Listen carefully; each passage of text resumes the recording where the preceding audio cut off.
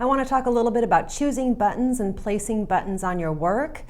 If you're following a pattern, that tells you exactly what size buttons to make and what size buttonholes to make, you don't really have to think much for yourself. But a lot of times you want to change things up, or there's some buttons that you are really in love with that you want to use on a sweater. And so I'm going to show you how, just some rules of thumb and how to make that work. Let's take a look. This little sweater is a baby sweater pattern I have out called Striped Cardi. It also comes with a pattern for a little hat like this and a beret. And you'll see this is a buttoned sweater. And all my buttons are evenly placed, and I picked these brown buttons to kind of go with this striping here. And the rule of thumb is, in the pattern I tell you exactly what button size to get and exactly what buttonhole size to knit.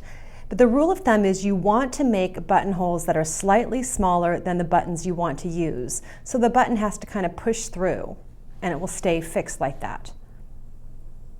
So that's what I want to show you here, but now I want to show you the order in which I do this. This sweater is not finished yet, but I do have the buttonholes knit and I have these little markers showing where I want to put the buttonholes. The buttonholes are already there. So when I'm making a sweater, you finish the whole sweater and then you pick up stitches here and here to knit the button bands.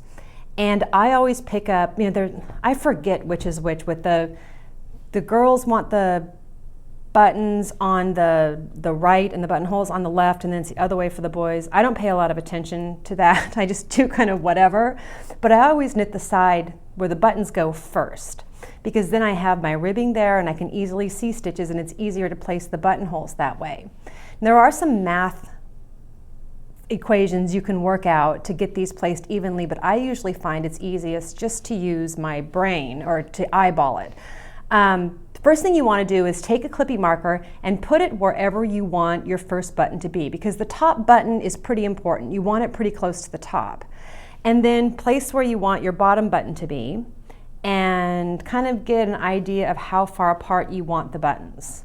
And then it's easy to use the ribbing or the stitches and count between and just place each button evenly down the front edge. Now this takes some trial and error guessing usually.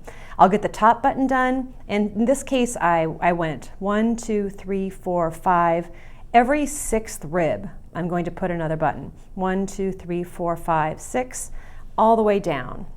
And this sweater, of course, being a little baby sweater, there aren't as many buttons as there is on a grown-up sweater, but I do it the same way either way. Now that I have this side done and I've figured out where I want the buttons to go, then I will work a couple of rows of the ribbing over here and then put my buttonholes in where I've marked I want my buttons to go. This is the easiest way to do it, I swear. So I went 2 ribs down, and on the 3rd rib, I put the buttonhole. See that? 1, 2, 3, 4, 5, 1, 2, 3, 4, 1, 2, 3, 4, 5, and on the 6th, I put the buttonhole. It's so much easier to visualize where the buttons go and then follow it up with the buttonhole than to try to do it the other way around. And then to sew the buttons on, here's the buttons I picked for this.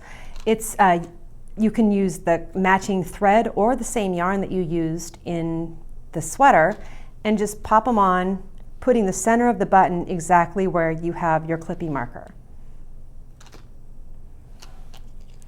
That's it, how to place buttons on your sweater.